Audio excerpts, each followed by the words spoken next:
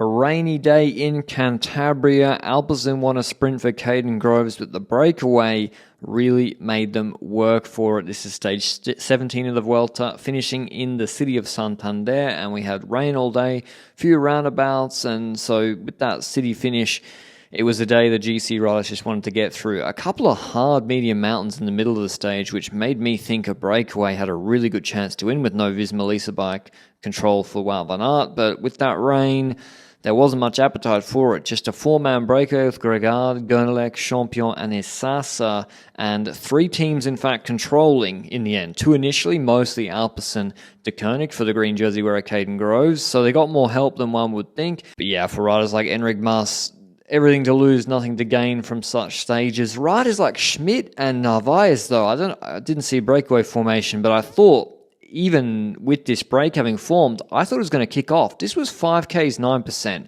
There's 2Ks 14%. I know it got blocked up because it's narrow, but man, if you're UAE with McNulty, Ineos with Narvaez, Schmidt, Kung, Pacher, a great opportunity to win the stage, but the hills or the medium mountains were very slow in the peloton, and the breakaway actually went quicker, both up and down. On the treacherous wet descents. So no breakaway reformed or a new one wasn't created on those hills, and I think it would have been very difficult for the sprint teams to control if that did happen. Cone Farmer began to help. They were going for Paul Mikel, who's got, I think, 3 top 5s in sprints before this stage.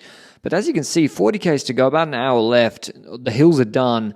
And it's not so easy to bring back this breakaway. Castrillo's on the front, who's won 2 stages, and he's riding all out to bring the breakaway back. DSM, Firmenich, Postanella going for Pavel Bittner, who's already won a stage here. Alpecin all out for Caden Groves, and still 20Ks left, 131. Gernelek's the strongest in the breakaway. Campenaerts attacks in the peloton. Maybe not the best moment on this shallow downhill, but you can see the painted lines, the wet, and the standing water and all the road furniture made it very, very treacherous. That's why Red Bull Bora Hansgrohe, you can see moving up with 8Ks to go, trying to be in good position, protecting Primoz Roglic through some of the road furniture that we're about to experience as we head into town, into Santander. So yeah, bit of a miserable day in Cantabria, although it's kind of why everything's so green and it's nice in summer in the north of Spain, actually.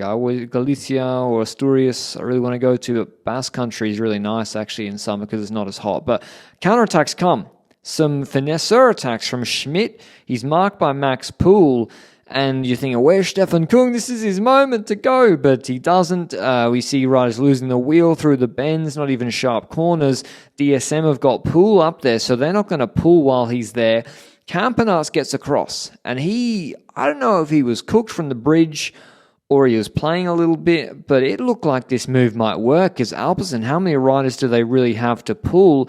They've got Edward Plancart left alone to do the lead out for Caden Groves after, I think, maybe Quinten Hermans doing the final chasing here. Narvaez and Ineos got 2 riders. They're waiting for the sprint, as well as Carlos Canal from Movistar aren't jumping. There's really a lack of control, and with 1K to go, I thought this move was going to win, mainly because I couldn't really see where the peloton was from the overhead shot because it was cropped in to the left.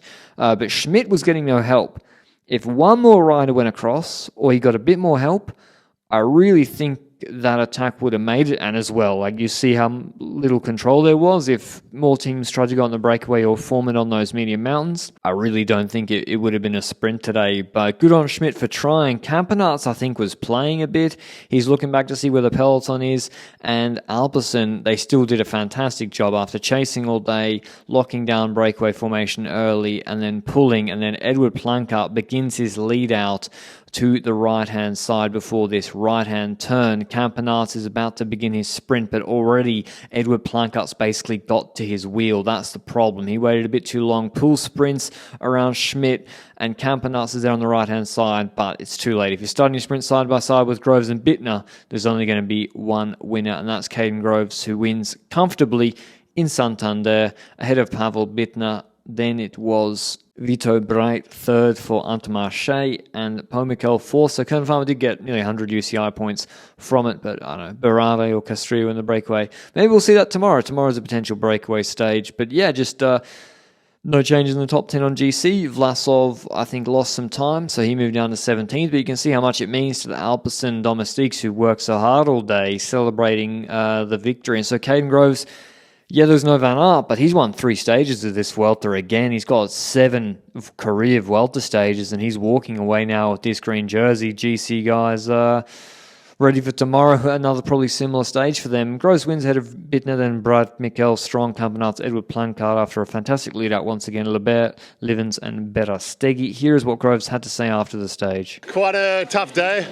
Starting with some rain and then, starting dry and then majority of the finish was wet, so yeah, made it quite dangerous out there.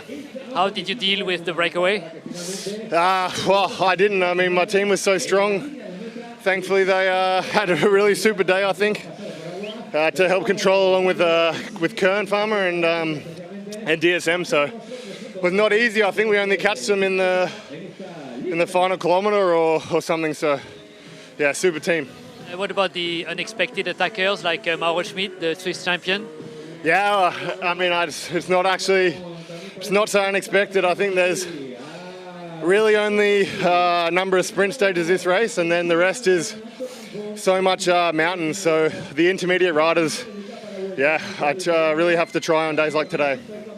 Did you need this victory to add value to the green jersey that you are wearing because Wout van Aert has crashed? Yeah, I mean, I guess it helps for sure, but it was my last opportunity here at this race, and I have such a super motivated team. They did so well at the start to control the breakaway and make sure the composition was correct, so to repay them with win number 3 is pretty special. Hope you enjoyed the video. Tomorrow, I think Breakaway is going to take it. I think Marco Frigo is going to finally get it done after looking strong in this Vuelta so far. Maybe Narvaez as well from a small group sprint. But until then, ciao.